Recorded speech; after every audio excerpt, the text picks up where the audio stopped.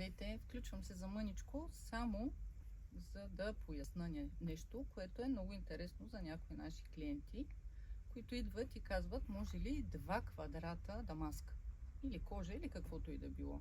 Не може. Дамаската, стандарта по принцип е 1,40.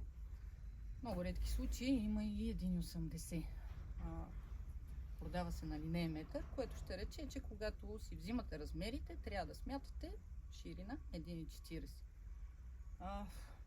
Мога да кажа примерно, че за 4 кухненски стола, само за седалката, са ви необходими 1 метър от тази, която е с размери 1,40, а тази, която е бик дамаска в момента и с която разполагаме, ви трябват 50 см за 3 столчета или 6 стола, спокойно претапицирате с 1 метър.